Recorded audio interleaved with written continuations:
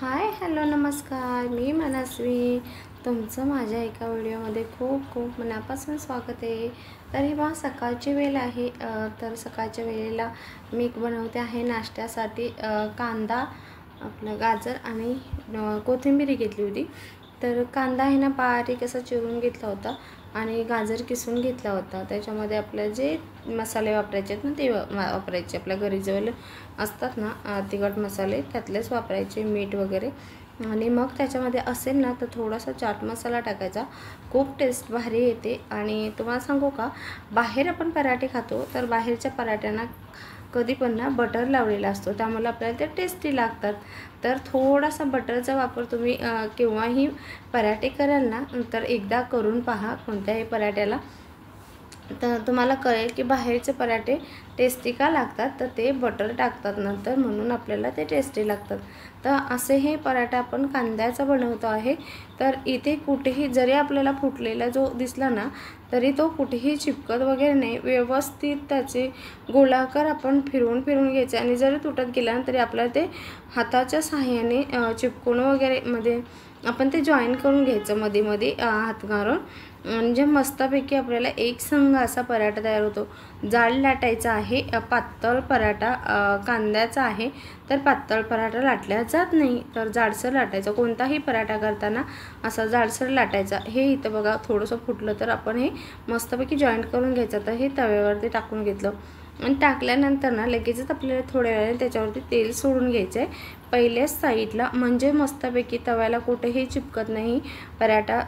जर तळ धरलं ना तव्याचं तर निघत नाही, त्याच्यासाठी तेल सोडायचं मस्तपैकी आणि मग हे पलटी करायला जायचं, मस्त निघतं। दोन्ही साईडने मी पहिलं तेल सोडून घेतलं आणि मग हे आपण पराठा पलटी करून घेणार आहोत। इझिली असा आपला पराठा न तुटता असा निघून येतो तव्यापासून।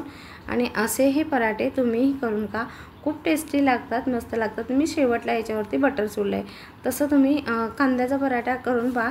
आणि याच्या पुढे जे व्हिडिओ आहे ना तो पूर्णच्या पूर्ण शिवांशने शूट केला आहे।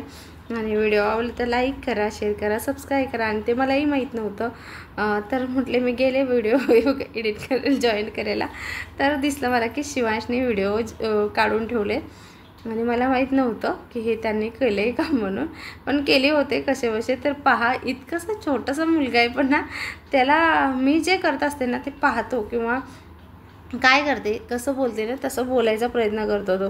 त्यामुळं काय झालं, तिथे मी एडिट करताना तुम्हाला कुठेही आवाज दिला नाही, कारण टी व्ही चालू होती, टीव्हीचा गाण्यांचा आवाज मोठा होता आणि ते पप्पांनाही त्याच्या माहीत नव्हतं की शिवांश खरोखर व्हिडिओ करतोय का मोबाईल घेऊन फिरतोय। आणि नंतर पाहिलं ना तर त्यांना कळलं की व्हिडिओ करून ठेवले त्यांनी। आणि हे असं आमच्याकडे गंमत असते शिवांची।